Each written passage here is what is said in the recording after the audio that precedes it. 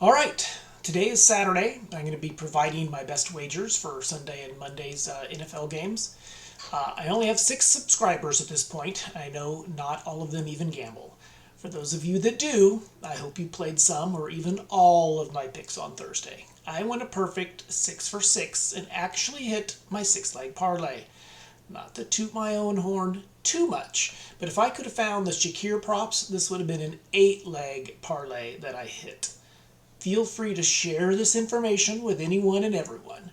I am still new to this YouTube stuff, so hopefully when I'm editing this, I can kind of figure out a way to add some cool special effects to celebrate. All right, the past is the past. Time to move on to the rest of the games. There are no buys this week, so there are a lot of games to get to. All right, Eagles at Commanders. I feel like the Eagles no longer care what people think of the brotherly shove. Hurts has scored a touchdown on this play in their last 3 games. They even ran it on 4th down, deep in their own territory last week. Knowing this, a Hurts anytime touchdown is my best wager in this one. If you want to play a same-game parlay in this game, I have a couple more for you. The last time these two teams played, A.J. Brown went off with 175 yards and 2 touchdowns. His yard prop is only set at 89.5 on FanDuel. The Eagles only give up 63 rushing yards a game. I also expect them to be leading in this one, so take a look at the under on rush yards for Brian Robinson.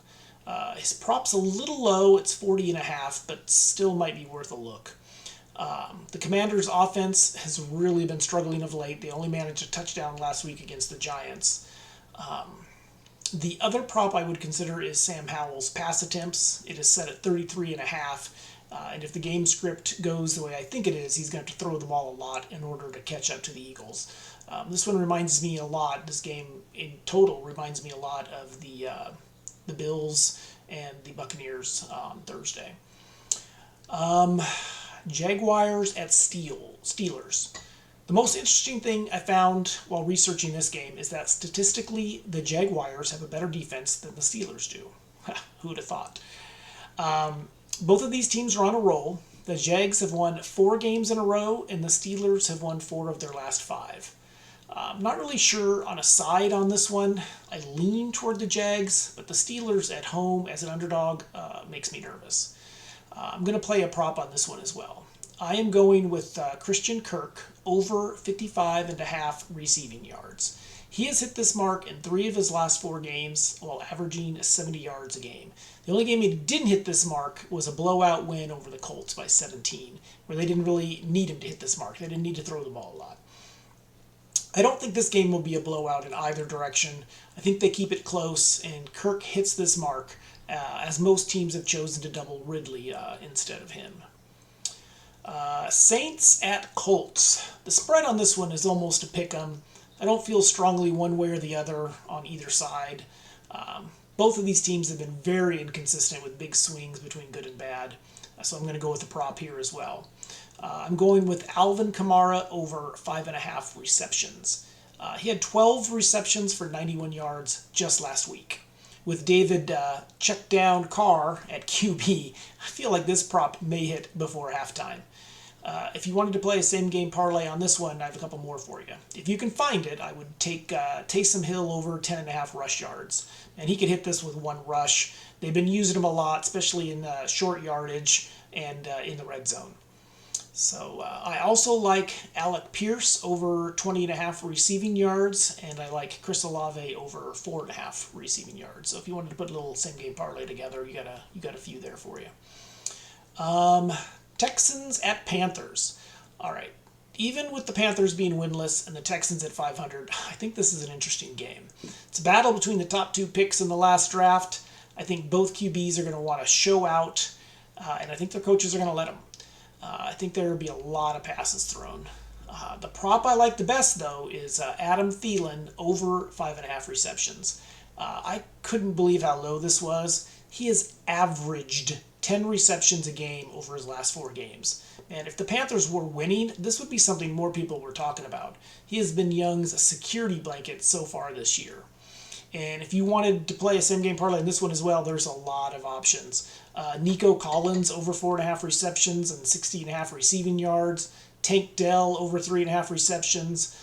You could even look at pass attempts for both QBs. I haven't played a same game parlay on this one, but it's on my list of things to do. I like these plays a lot. Rams at Cowboys. The Cowboys have won 10 home games in a row and have outscored their opponents 68-13 at home so far this season. They are coming off a bye week, and the Rams have lost 3 of their last 5 games. Taking the Cowboys to cover the 6.5 points on this one. I'm not really a Cowboys fan, but I just don't think I can go against them on this one. Falcons at Titans. Not taking a side on this one either. Just too many unknowns. It doesn't look like Tannehill's going to play. And I've read that the Titans are planning on playing both of their young QBs in this one. Ritter is also a young, inconsistent QB, and he's playing on the road. So I'm looking at a prop again. I'm going to take Drake London to go over 4.5 receptions. Ritter and London have connected for 21 receptions over the last 3 games. I think they are both on the same page, and the Titans struggle with their pass defense. So I feel pretty good on this one.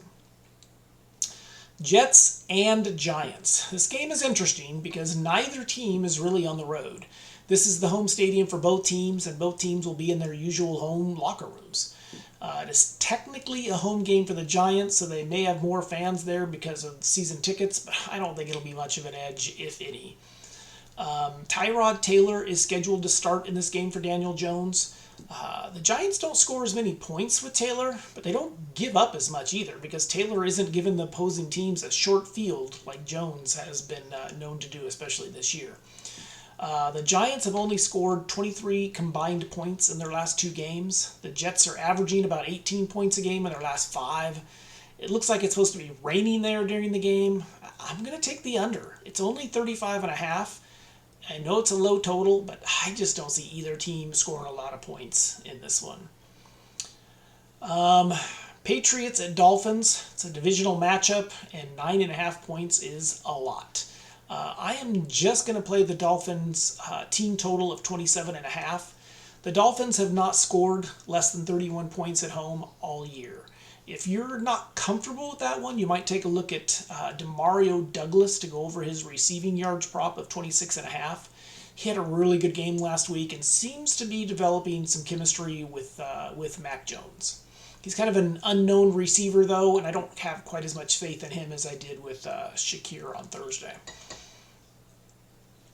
Vikings at Packers. Another divisional game, and this spread is really small. I lean more towards the Vikings, but the Packers are going to be playing at home for the first time in almost a month. I thought about playing Jordan Love to throw an interception, but the prop is at -180, so there's just no value in it since Vegas is pretty sure he's going to throw an interception as well. It could work as a leg on a same-game parlay, though. I also thought about playing Alexander Mattison to go over his rushing prop since the Packers' rush defense is so poor. But Madison has just not been rushing the ball very well, and he's probably going to lose some carries to Cam Akers. So the only thing I am confident in is that the Packers are not very good. So I'm going to go with the Packers to go under their team total of 20.5 points. All right, Browns at the Seahawks. All right, both of these teams have winning records. Both teams have played inconsistently all year. Plus, I'm a little biased on this one. Both my heart and my mind can see a path for the Seahawks to both win and cover, but I'm going to stay away from a side. Seattle has had a lot of their weapons on the injury report this week, so I'm not going to play any of my usual props. I'm going to play a kicker prop on this one. I'm going to play Jason Myers to have over 6.5 kicking points. He has hit this number 3 of his last 4 games, and he hit 6 on the one that he didn't hit. With Seattle's struggles in the red zone of late, I think field goals are a fair assumption. I mean, this really comes down to 2 field goals and an extra point for him. So very doable. Bengals at 49ers. I'm staying away from a side as well, and the total on this one. Just too many unknowns. The Bengals started off slow again this year, but have been playing better of late. But the 49ers at home, coming off 2 losses, sounds like a big challenge. And I can't trust the 49ers either. Like I said, they just lost their last 2 games, and we don't know who's going to be playing QB.